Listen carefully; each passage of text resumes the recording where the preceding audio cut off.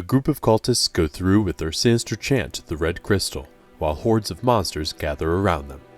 Before they finish, Swordmaster Ray Chang and his allies, including Gravekeeper George Villmeyer and Saint Maria Jaeger, break through the outer ring of monsters, intent on stopping the ritual. Unfortunately, they're too late, and the ritual culminates in the tower's tier being adjusted from 12 to 12 hard.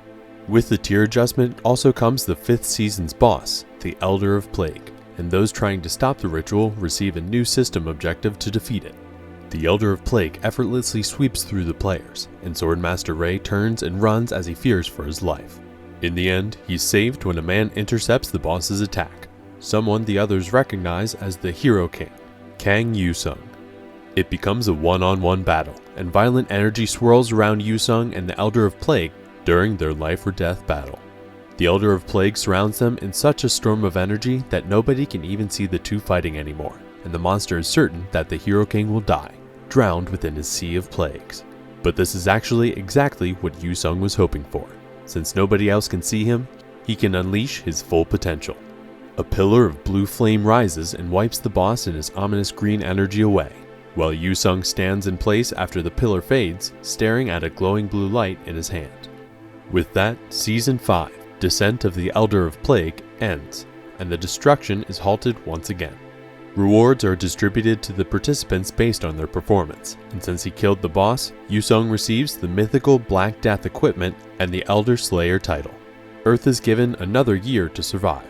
Later, Yoo-Sung sits in a press conference and listens as someone goes on about him securing the top ranking in 4 consecutive seasons, being number 1 in towers cleared, and being unrivaled in level, gear, skills, and achievement points. People all over the world cheer as he appears on television. Shirts with his likeness are sold worldwide, and children play with toys made in his image. What else would you expect of the only person keeping the world from falling into destruction? He sits in the United Nations interview room in Geneva, Switzerland with the other players in the top 10 as the host asks him to recount the tale of his heroic performance. But when he takes the microphone, he says something nobody expects. Rather than wanting to be a hero, he's only in it for the money and was otherwise finished a long time ago. So he tells them all to go buy his merchandise. All of this started in Season 1, End of Peace. The world suddenly turned into a game, and towers of various sizes covered the sky all around the world. Just days after that, monsters spilled out of them and slaughtered people. Most believed it to be the end of the world, but players appeared amid the chaos to hunt the monsters and protect others. It wasn't long after that that the laws of the new world were revealed. Tower breaks, the phenomenon where monsters spill out of the towers, could be prevented so long as the towers were cleared within a set time. With the power to fight back against the monsters, players became the heroes of the world. Going back to the present, Yoo-Sung sits in his house and watches the playback of his interview. It's the recommended post on the player forum, a place where information and items are traded between players. Understandably, people begin to boycott his merchandise, which isn't something he can just let happen if he wants money. Reporters swarm him as he leaves his house and ask him how he plans to face the new season and what he thinks about his merchandise being boycotted. They also wonder why he's still showing results as a player if he was, as he said in the interview, done a long time ago. He waves the reporters off, gives an example of other celebrities getting drunk and causing problems, and promises to redeem himself through good work. Just in the nick of time, Season 6, Endless Labyrinth, starts, and towers slowly descend from the sky. Yoo-Sung escapes in the chaos and walks through the sky, not a single other soul present. System messages appear telling him that the elders are satisfied with the contractor of the Elder of Jester's actions. He receives blessings from the Elder of Steel and Elder of Frost that raises swordsmanship and frost magic aptitude. He didn't just say he was only in it for the money for no reason. It was all to entertain and receive rewards from the Transcendents who watch over the players, the Elders. He makes use of one of his rewards, an effect that guarantees his next random item pool to be legendary, and receives a legendary black coat. It's time for him to enter the tower. The objective is quite simple. He needs to eliminate the boss on the top floor, the Blood Moon Singer. First, though, he has to fight his way through the lower floors, and is a perfect chance to test his new skills as well, Frostblade and Frost Breath. Yoo-Sung wipes away the first floor and levels up multiple times, and his new skills level as well. It's a good start for saving the world yet again. The Elders don't only give their boons to Yoo-Sung though, and we see the elite monsters blocking the way to the chieftain's room on the 4th floor receive blessings from the Elder of Steel. Instead of being able to just wipe the monsters away as he did on the previous floor, Yoo-Sung finds that his Frostblade hardly even damages them. Since he doesn't have a skill that can create proper accurate fatal injuries, he falls back on plan B and tries to use his Frozen Heart artifact, which amplifies his cold skills. He's not sure if he can handle it though, since his aptitude is fairly new. But what other choice does he have? If the natural world was about being born with a silver spoon, the new world is about items. His magic power overflows from the Frozen Heart, and his fatigue is wiped away in an instant. After that, we see him freely wielding the Frostblade and transforming it into all manner of bladed weapons, even using 2 of them at one point. They might be blessed, but the monsters don't stand a chance after that. The 5th floor is done, and he receives 1000 achievement points and a random skill card pack. He doesn't hesitate to open the pack, but ends up with a mere common skill, Stab. It's better than nothing though, and he even has a blessing from the Sword Sharpener Elder that increases its effects. Store manager Automata, a creation of the Elder of Machinery, greets him before he ascends again. He buys an acceleration and flame potion from her before heading up to the next floor, the boss floor. A massive orc breaks through his defenses, but Yoo-Sung, utilizing his new potions and buffs, stabs a massive hole through the boss's chest with his empowered stab. It wouldn't be fun if it ended that soon though, and Yoo-Sung is happy to see the boss have a resurgence in strength. The boss goes berserk with powerful strikes that could kill Yoo-Sung in a single hit, but of course that would require the boss to actually land said hit. Instead of attacking, Yoo-Sung just focuses on dodging, and the boss eventually crashes dead to the ground after its rage burns out. As a reward for conquering the tower, Yoo-Sung receives an elemental skill card pack and the first Conqueror achievement. Things have been going a little too well, but maybe he's just that good. He opens the skill card pack and to his dismay receives another basic skill card, Ice Bolt. Even Ice Bolt shows great effect after his Frozen Heart upgrades it to unleash an area of effect blast during his next tower clear.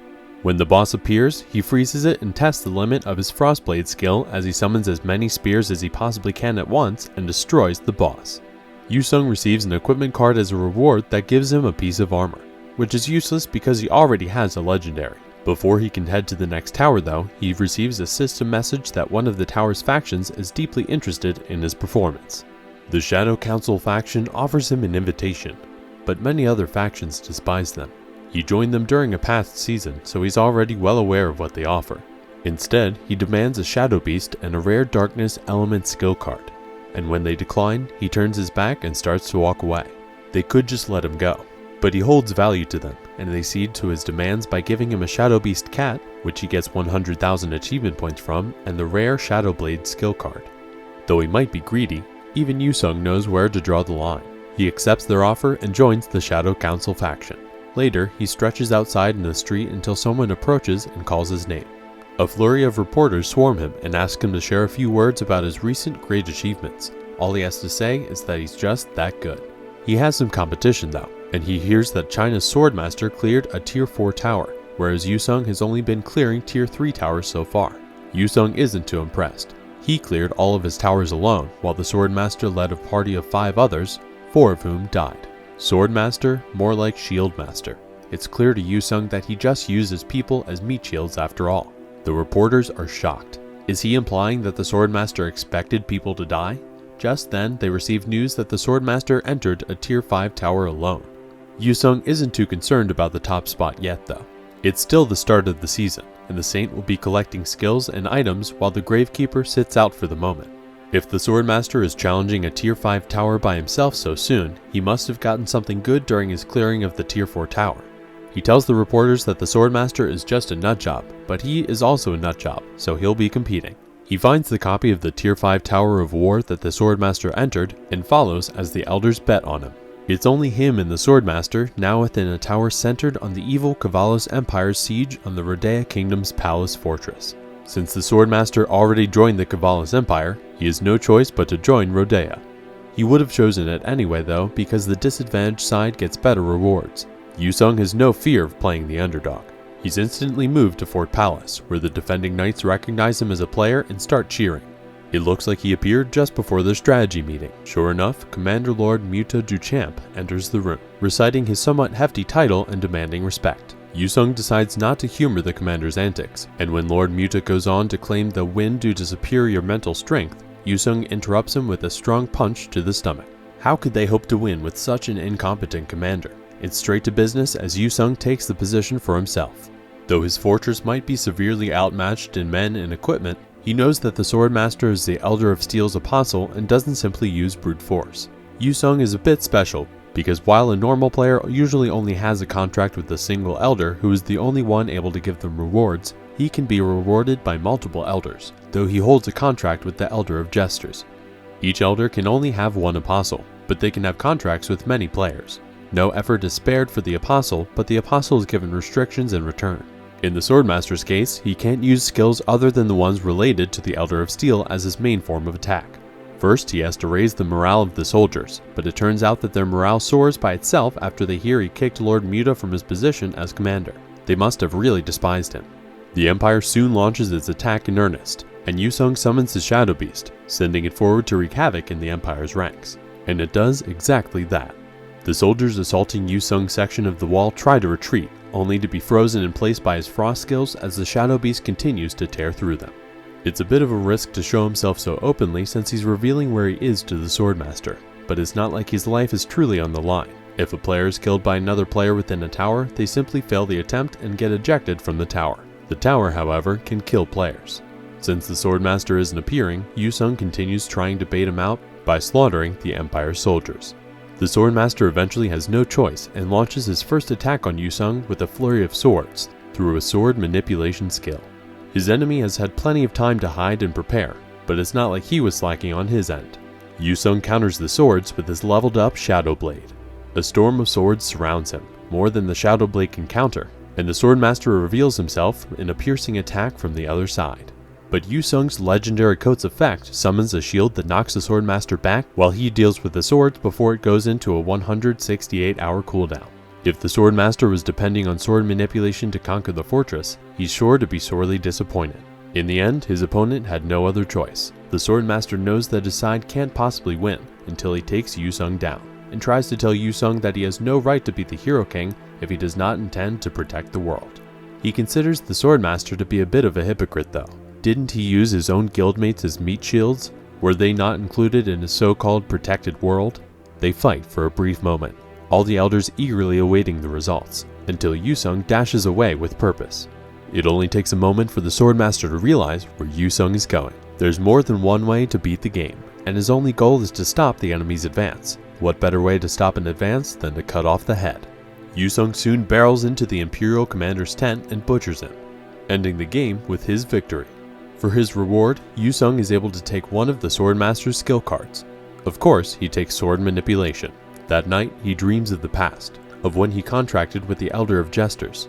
Back in Season 2, he accepts the Elder's contract to become the hero of heroes in exchange for never being understood and becoming the world's laughingstock. After all, where else could you find such a funny joke?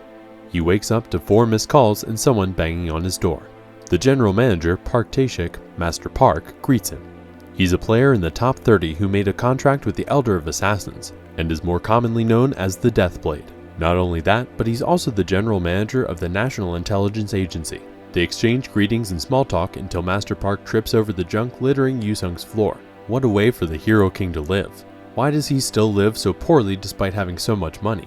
The two are clearly good friends, and their friendship started before the world was even a game. Back in a PC gaming room, where Master Park served as the manager and helped Yoo-Sung become a pro gamer. It was unfortunate that the towers chose to invade the world just before his official debut. On that first day, when the tower break happened, Yoo-Sung's parents died, and he only lived thanks to Park.